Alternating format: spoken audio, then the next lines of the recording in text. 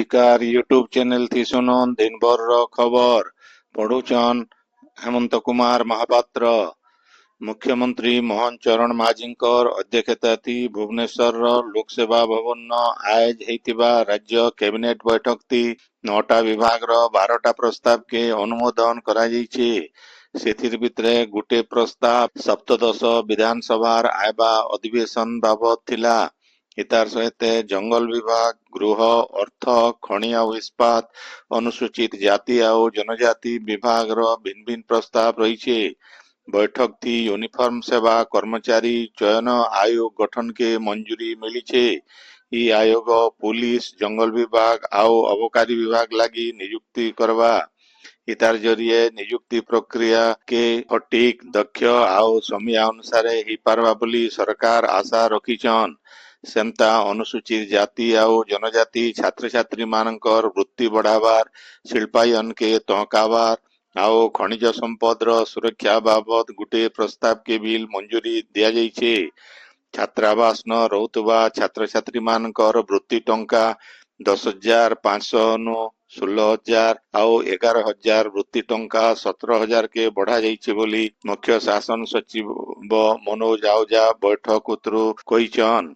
संसद शीतकालीन अधिवेशन आयबा मासर 1 तारिख नु मूल हेबा। तार आगनु आयबा 30 तारिख दिन सरकार तरफु सर्वदलीय बैठक डका जाइछे। दिनर 11 बजे बैठक हेबा बोली सबु दलर नेता मानकु चिठी करा जाइछे बोली संसदीय व्यापार मंत्री किरेन रिजिजू कहिछन। अधिवेशन के सुरुकुरुती चलावार लगी सरकार तरफु बैठक ती सबु दलर नेता मानकु अनुरोध करा जिबा बोली से कहिछन। श्रम आईन मानकु एतका सरल आउ व्यवस्थित करवार लगी देशे आइस्थानु 4टा नुआ श्रम आईन लागू करा जाइछे। ई बाबदे केंद्र श्रम आउ नियुक्ति मंत्री डॉक्टर मनसुख मांडव्य सामाजिक गणमाध्यम थी सूचना देकरी कहिछन जे नुआ आईन श्रमिक मानकु उचित पारिश्रमिक निरापत्ता सामाजिक सुरक्षा आउ देशर कर्मजीवी मानकर कल्याण दिगे सहायता करबा। नुआ आईन जरिए श्रमिक मानकु समया जानी पारिश्रमिक सुनिश्चित करबार जुआन पिला टुकेल मानकु नियुक्ति पत्र ठीक समय थी दिया जिबा कर्मक्षेत्र थी महिला मानकर समानता सुनिश्चित करबार सहित 40 कोटी कर्मजीवी सामाजिक सुरक्षा के सुनिश्चित करबा बोली श्री मांडव्य कहिछन। सेंता 2015 बेल के देशे श्रमिक मानकर सामाजिक सुरक्षा व्यवस्था 19% थिला बेल के 2025 बेले इटा 64% बढ़ा जाइछे बोली केंद्र मंत्री कहिछन।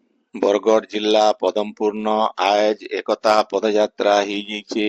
ई पदयात्रा आरबी हाईस्कूल पड़िया नु बाहरी करी भेउरिया छक राजबाटी पड़िया शास्त्री छक दुर्गा मंदिर हेकरी फिर आरबी हाईस्कूल पड़िया के आसीथिला।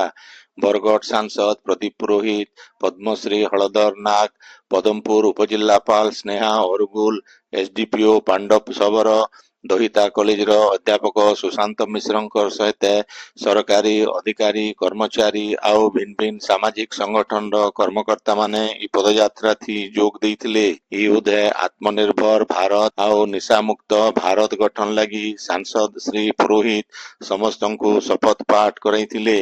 सेंता श्री पुरोहित पदमपुर महिला कॉलेज न 35 लाख टंका खर्चा थी तैयार हेबार के थिबा क्लासरूम लगी आय शिलान्यास करिछन। निखिल ओडिशा वकील संघ थिबा दुही दल आज मिसी जाइछन।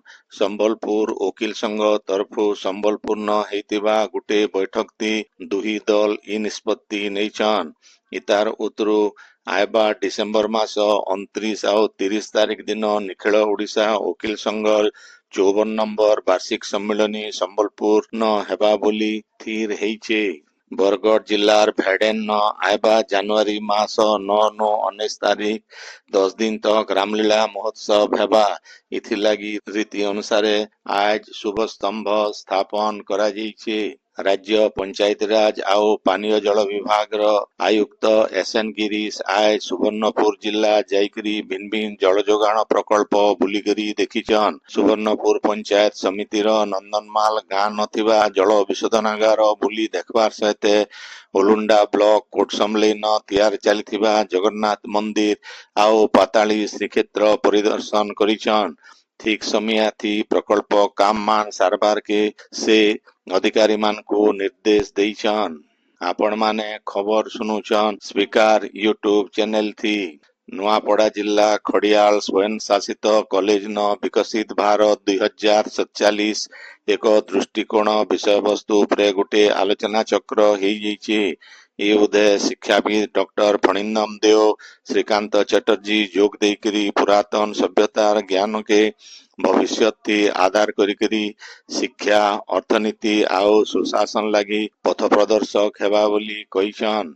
सड़क दुर्घटना लगी शून्य मृताहत पक्ष पालन उदय झारसुड़ा न सचेतनता रथ शुभारंभ होइछे। ई मास 16 नु 30 तारीख तक पालन कर पक्ष पालन उदय आज जिला कार्यालय परिसर न जिलापाल कुणाल मोतीराम चौहान पताका देखिकरी सचेतनता रथ शुभारंभ करथिले।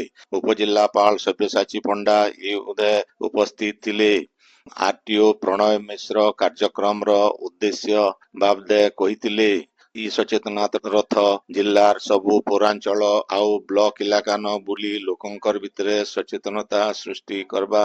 ई उदय उपस्थित अधिकारी आउ कर्मचारी सड़क सुरक्षा बाबद समस्त नियम पालन करबा सहित अलगा मान को नियम बाबदे सचेतन करबा लगी शपथ पाठ करथिले। कार्यक्रम थी डीएसपी ज्योत्सनामयी प्रधान एमवीआई तपन कुमार विश्वाल सहकारी आरटीओ रश्मि रंजन लेंका कनिष्ठ एमवीआई राजेंद्र माझी ट्रैफिक इंस्पेक्टर अनिंदिता महापात्र आउ परिवहन ऑफिस सबु कर्मचारी माने सहयोग करथिले। गला 15 तारीख नु संबलपुर सांस्कृतिक परिषद तरफु संबलपुर ऐठापाली बिरसा मुंडा पड़िया न चलीथिबा संबलपुर महोत्सव आज शेष होइछे। हेले आइबा काल नु 30 तारीख तक मनिहारी हाट आउ अलगा कार्यक्रम मान ई पड़िया थी चलबा। ई उदय मानस कुमार षडंगीकर संयोजना थी हेतिबा संबलपुरी साहित्य उत्सव थी। संबलपुर डॉक्टर शशांक शेखर पंडा सुंदरगढ़ दुर्गा माधव पंडा झारसुड़ा बलदेव दीक्षित आउ क्षीरोद कुंवर बलांगीर आनंद चंद्र साहू बरगढ़ तेजरू बारी आउ संबलपुर डॉक्टर अति शतपथी जोग देकरी संबलपुरी कविता कथानी आउ नाटक पाठ करथिले। कार्यक्रम थी मुखिया मचान उपरे बहुत टे श्रोता मंडली भितरे संबलपुरी साहित्य लगी करा जाइथिबार ई प्रकार रो अभिनव आयोजन के कवि कलाकार महल बहुत प्रशंसा करथिले। संबलपुरी भाषा संस्कृति प्रचार प्रसार लगी गला 2 वर्ष हेबा संबलपुर न हेउतिबा संबलपुरी धनुयात्रा आयबा जनवरी मास हेबा। इथि लगी आज संबलपुर समलई मंदिर न बही पूजा हेई जैछे। झारसुड़ा जिला आईन सेवा प्राधिकरण तरफु आयबा मास 13 तारीख दिन जिला कोर्ट आउ लखनपुर ग्राम न्यायालय परिसर थी ई बचर 4 नंबर राष्ट्रीय लोक अदालत हेबा। ई लोक अदालत थी सब प्रकार सालिस योग्य फौजदारी आउ देवानी मकदमा मोटर जान दुर्घटना जनित क्षतिपूरण बैंक ऋण विद्युत आउ जल जोगाण पारिवारिक समस्या जमी अधिग्रहण श्रम विवाद चेक बाउंस आदि मामला मानकर आपस बुझामणा जरिए समाधान करा जाई पारबा बोली जिला आईन सेवा प्राधिकरण तरफु सूचना दिया जाइछे। जिला आउ दौरा जज प्रशांत कुमार नायकर अध्यक्षता थी हेबार केथिबा ई राष्ट्रीय लोक अदालत थी आपस बुझामणा जरिए कोर्ट थी विचाराधीन मामला आउ निजर भितरे थिबा जे कोनसी मिलामेशा योग्य विवाद सहज समाधान आउ समय अपचय नु निस्तार लगी ई सुयोग सदुपयोग करबा लगी लोक मान को सचेतन करा जाउछि बोली जिला आईन सेवा प्राधिकरण सचिव श्रीमती आलोकमयी प्रधान कहिछन। अतका सूचना लगी जिला आईन सेवा प्राधिकरण ऑफिस संगे जोगाजोग करबा लगी କୁହାଯାଇଛି।